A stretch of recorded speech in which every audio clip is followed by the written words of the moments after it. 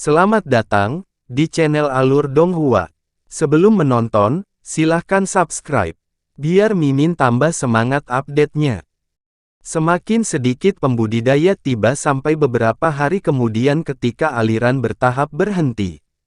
Namun, Grandmaster Zenith Yin dan cendekiawan tua Konfusianisme duduk diam dengan ekspresi serius. Mereka kadang-kadang akan menyapu pandangan mereka ke seberang ruangan seolah-olah mereka sedang menunggu sesuatu. Mungkinkah mereka menunggu Menhuzi? Han Li memperhatikan ini dan sangat ingin tahu. Karena itu, dia juga mengawasi. Saat sore tiba, langkah kaki terdengar dari pintu masuk aula. Dengan beberapa kilatan cahaya biru, dua orang berjalan ke aula satu per satu. Salah satunya adalah seorang Taois tua dengan kulit kemerahan, dan yang lainnya adalah seorang lelaki tua berpakaian seperti petani dengan ekspresi wajahnya yang kurus dan gelap. Setelah keduanya muncul, para pembudidaya di aula menjadi gelisah. Mayoritas orang memandang keduanya dengan sedikit rasa hormat. Tampaknya keduanya cukup terkenal. Grandmaster Zenith Yin dan cendekiawan tua Konfusianisme memandang mereka dengan niat buruk. Ekspresi Grandmaster Zenith Yin sangat kasar. Kedua ahli yang baru tiba itu membalas tatapan bermusuhan pihak lain saat melihat mereka.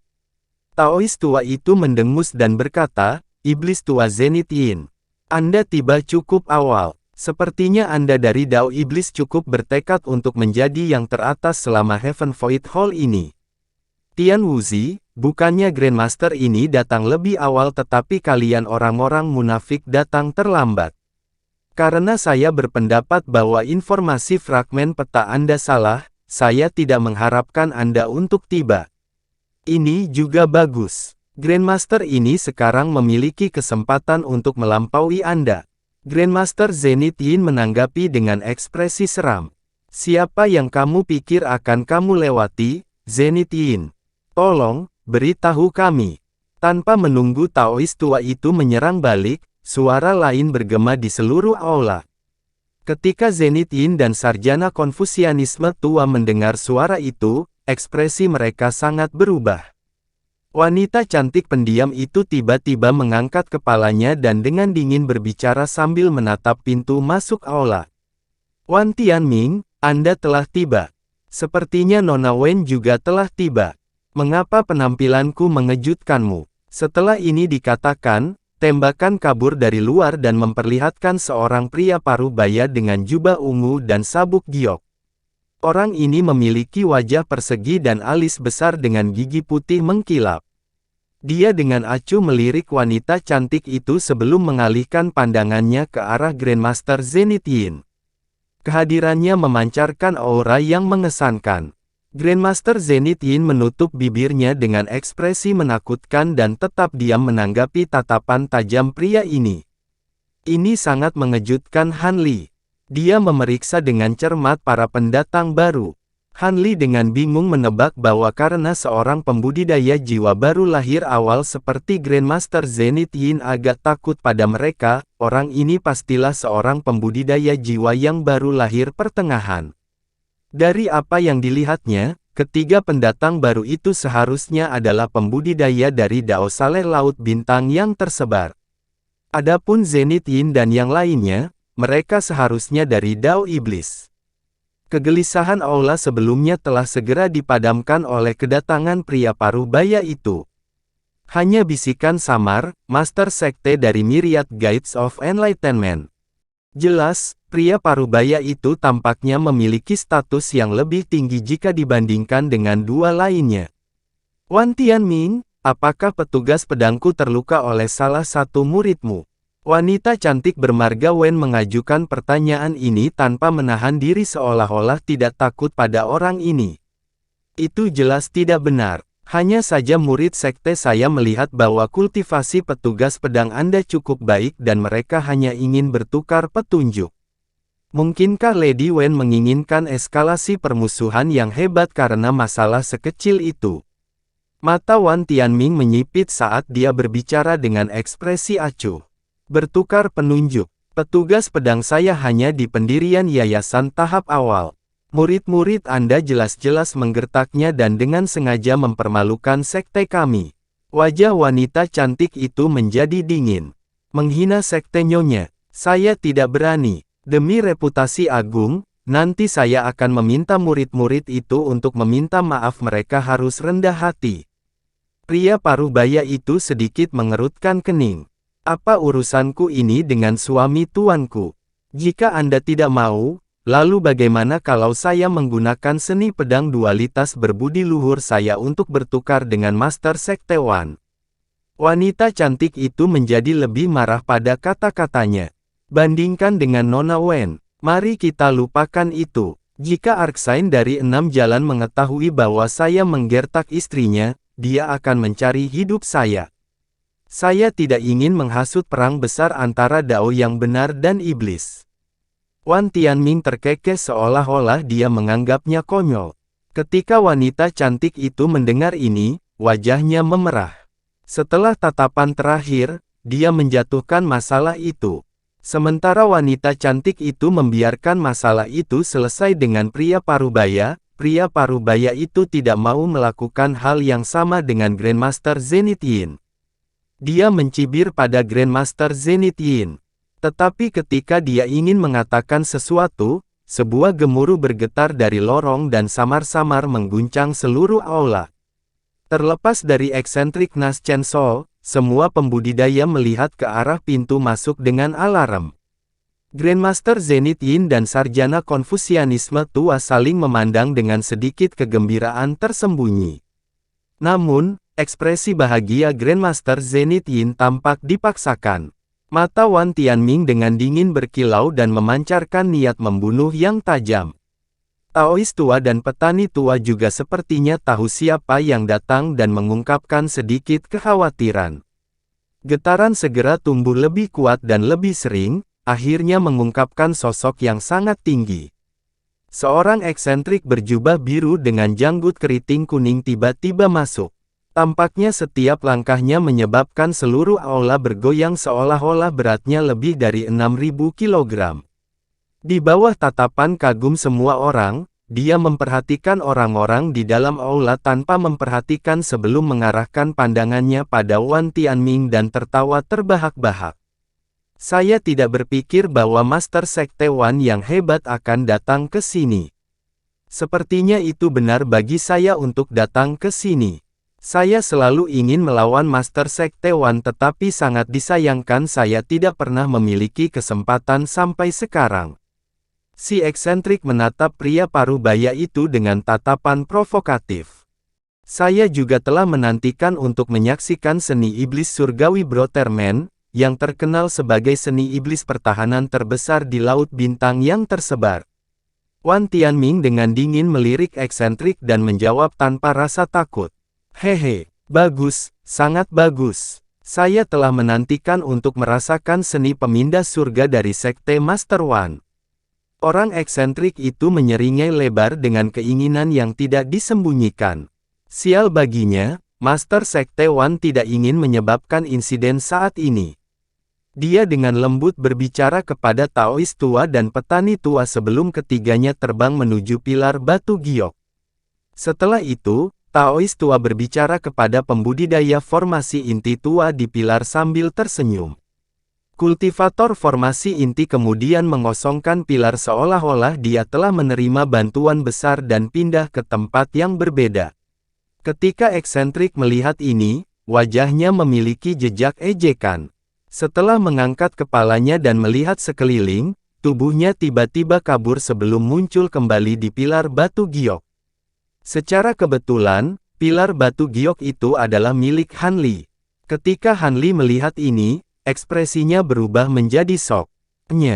Tempat ini milikku. Saat eksentrik muncul di pilar, dia dengan dingin berbicara kepada Han Li dengan tatapan dingin.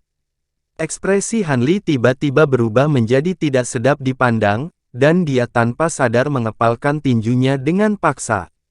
Dia tetap diam, berpikir untuk diam sejenak. Tapi dia segera melompat dari pilar batu giok, diikuti oleh tawa liar eksentrik. Wajah Han Li tertutup SS. Meskipun itu sangat memalukan, dia hanya bisa menahannya untuk saat ini. Lagi pula, pembatasan aula mungkin dapat mencegah pembudidaya bertindak, tetapi dia tidak yakin apakah pembatasan ini memiliki pengaruh yang besar pada pembudidaya Nas Chancellor. Dia tidak ingin mempertaruhkan nyawanya dengan membiarkan dirinya diliputi emosi. Menekan perutnya yang penuh keluhan, dia menemukan tempat yang bersih di lantai dan duduk. Cendekiawan tua Konfusianisme bertanya kepada eksentrik dengan senyum berseri-seri, "Saudara laki-laki datang agak terlambat. Saya percaya bahwa Brotherman telah berubah pikiran. Apa kau tidak berniat untuk datang?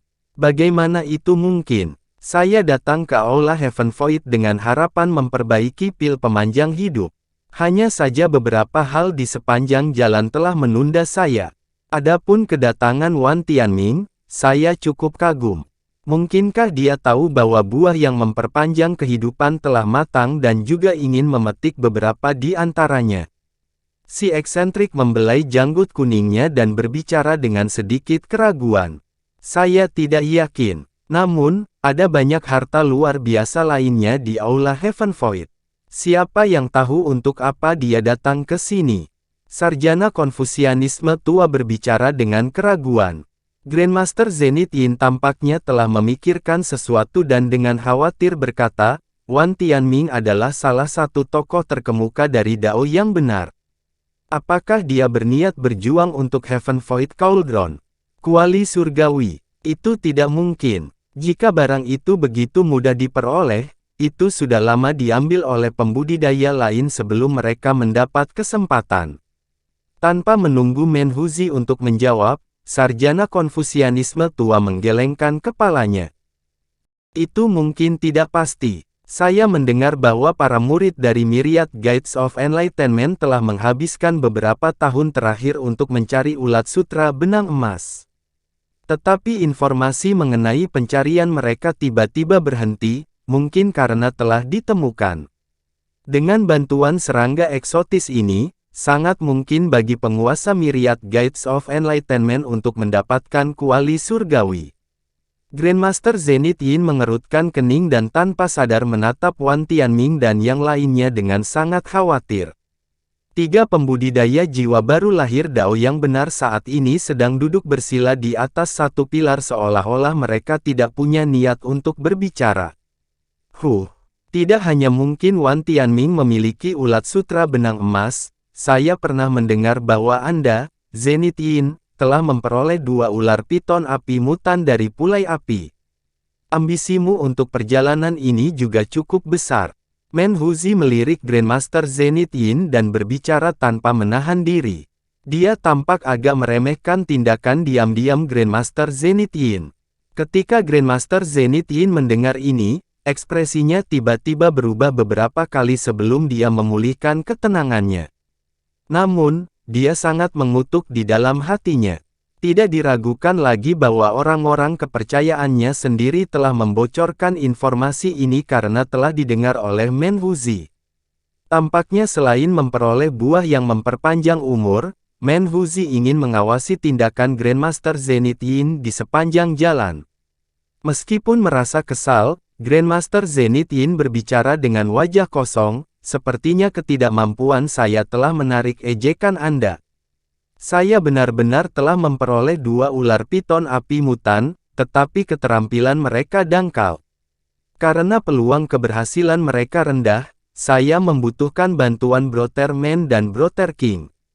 Hati sarjana Konfusianisme tua itu bergerak dan dia ragu-ragu bertanya, "Membantumu?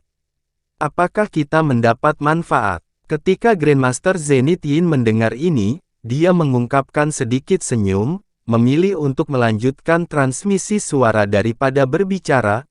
"Menurut informasi yang ditinggalkan oleh Master Heavenvoid Hall, ada beberapa barang antik kelas atas yang ditinggalkan dari zaman kuno. Kekuatan mereka tidak diragukan lagi tak tertandingi. Terlepas dari kuali surgawi dan pil surgawi, bagaimana kalau kita membagi item lainnya secara merata?" Wajah sarjana Konfusianisme tua itu berkelebat dengan keserakahan, tetapi setelah beberapa pertimbangan, dia melihat ke arah Menhuzi sebelum menjawab dengan transmisi suara, saya tidak punya masalah dengan ini, tetapi itu akan tergantung pada saudara Men. Lagi pula, tanpa Brother Men untuk menangkap Wan Tianming, saya tidak akan berani mengambil risiko. Grandmaster Zenith Yin tidak terkejut mendengar ini. Dia tahu bahwa Konfusianisme tua ini bernama King Yi.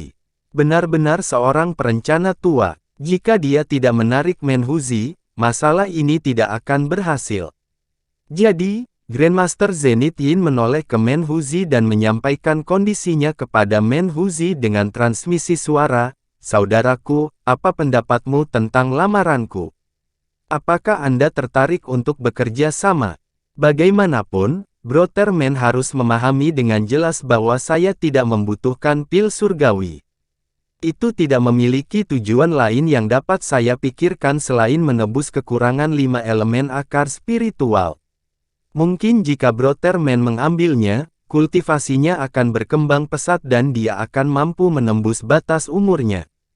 Grandmaster Zenith Yin tampaknya tidak mempermasalahkan ekspresi tak sedap dipandang yang baru saja dia tunjukkan dan berbicara dengan penuh semangat.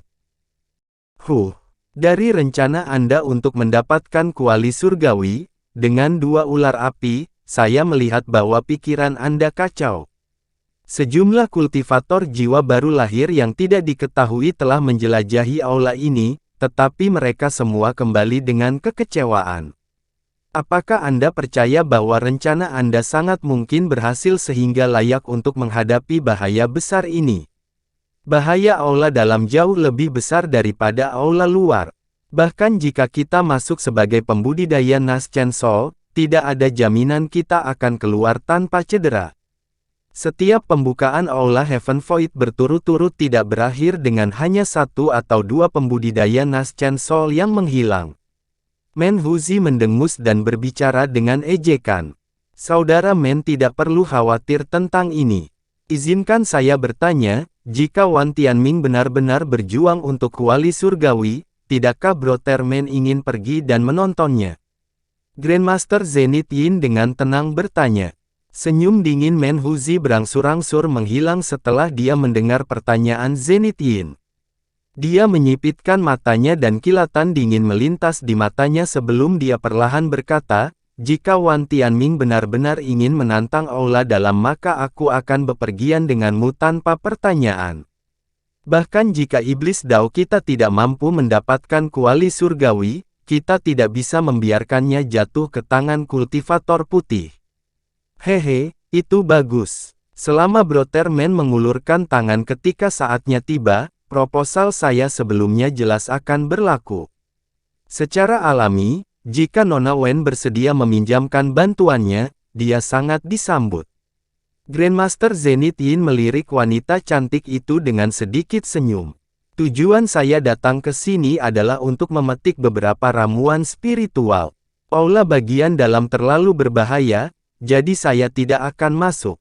Wanita cantik bermarga Wen dengan dingin menolak. Jejak kekecewaan melintas dari mata Zenith Yin. Meskipun wanita cantik itu hanya pada tahap awal Nas Chancel, suaminya yang mulia, Archsign of the Six Paths adalah sosok yang menjulang tinggi dan tak tertandingi di antara mereka yang menginjak Devil Dao. Karena dia tidak mau bertindak memalukan di depan Menhuzi, dia tidak bisa terus-menerus bertanya padanya dan hanya bisa pasrah. Namun, dia tidak berani memaksa wanita itu. Yang bisa dia lakukan hanyalah tersenyum dan mengabaikan masalah itu. Bagaimanapun, kelompok mereka yang terdiri dari 3 orang tidak dirugikan melawan Dao yang benar, dan dia tidak mau menyinggung wanita itu. Setelah iblis Dao menyelesaikan diskusi mereka, Wan Tianming dan 2 pembudidaya Dao benar lainnya terus bermeditasi secara terbuka dalam keheningan. Tidak diketahui apakah mereka telah menyelesaikan rencana mereka atau apakah mereka telah menyiapkan tindakan balasan. Han Li melihat semua ini saat dia duduk di sudut. Meskipun dia cukup jauh dan sebagian besar pidato mereka dalam transmisi suara, dia samar-samar bisa menebak dari pandangan mereka yang terkadang jahat ke arah Dao yang benar. Mereka kemungkinan sedang mendiskusikan bagaimana menghadapi Master Sekte dari Gerbang Pencerahan dan yang lainnya, yang membuat Han Li senang. Selama pembudidaya Nas Chen Sol fokus satu sama lain, dia bisa mengambil keuntungan dari kekacauan berikutnya untuk lebih memastikan keselamatannya. Yang terbaik dari semuanya, Grandmaster Zenith Yin tidak akan mengurusnya. Saat Han Li memikirkan apa yang mungkin dapat meningkatkan kekacauan lebih lanjut, dua pria tua berpakaian putih muncul di pintu masuk aula. Rambut mereka berwarna perak, dan jubah mereka berkibar-kibar, gambar yang persis seperti yang dibayangkan orang tentang seorang immortal. Begitu banyak pembudidaya melihat keduanya dan mengenali mereka, tatapan mereka menunjukkan rasa hormat. Penampilan mereka telah membawa kelegaan bagi sebagian besar pembudidaya di ruangan itu.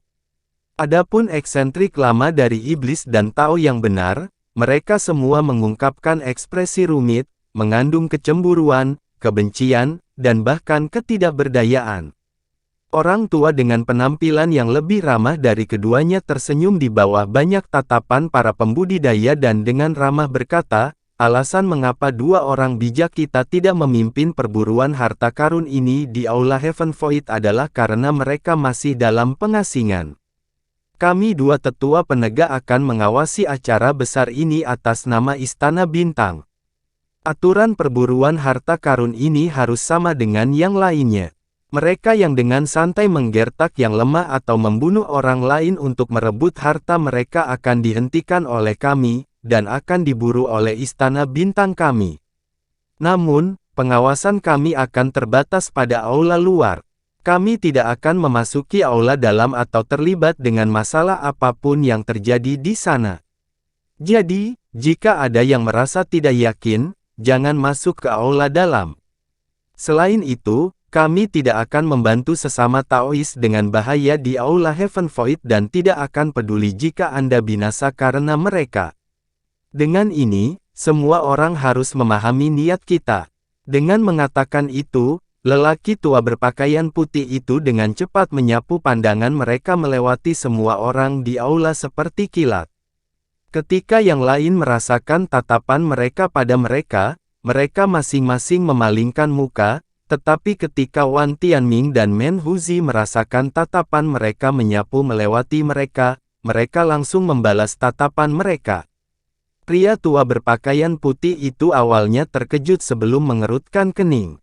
Mereka hanya bisa bergumam, mengapa kedua orang eksentrik ini tiba. Tampaknya bakal ada sedikit masalah. Pria tua berwajah dingin di sisinya juga memiliki perubahan ekspresi, tetapi setelah mencibir, ekspresinya kembali normal. Segera setelah itu, kedua tetua penegak Istana Bintang ini duduk bersila di sisi pintu masuk, tidak memperhatikan keributan yang disebabkan oleh kata-kata mereka. Semua pembudidaya formasi inti lainnya memiliki ekspresi yang sangat bervariasi mulai dari kekhawatiran hingga kegembiraan. Ketika Han Li melihat ini, dia menganggap ini aneh. Apa yang diharapkan Istana Bintang dapatkan dengan bertindak begitu baik hati? Mungkinkah ini menunjukkan otoritas Istana Bintang? Pada saat itu, dia mendengar suara Bon Sage, anak muda, hati-hati. Istana Bintang tidak sempurna berbudi luhur. Sejauh pengetahuan saya, ketika baik Dao Iblis atau Dao benar memperoleh terlalu banyak pengaruh, Istana Bintang akan menekan pelaku masing-masing, menyangkal salah satu dari kedua belah pihak untuk mendapatkan terlalu banyak kekuatan. Selain itu, setiap kali Aula Heaven Void dibuka, cukup banyak pembudidaya Dao benar dan iblis mati karena penyebab misterius, mungkin karena intrik Istana Bintang. Meskipun Anda bukan milik Dao yang benar atau iblis, Anda sebaiknya menjaga diri Anda sendiri. Saya tidak ingin rencana saya gagal hanya karena saya tidak dapat menemukan pasangan lain yang cocok. Meskipun suara Bon Sage acuh, kata-katanya membangkitkan alarm besar di Han Li. Terima kasih sudah menonton, sampai jumpa di episode selanjutnya. Jangan lupa subscribe, like, dan nyalakan loncengnya. Sampai jumpa.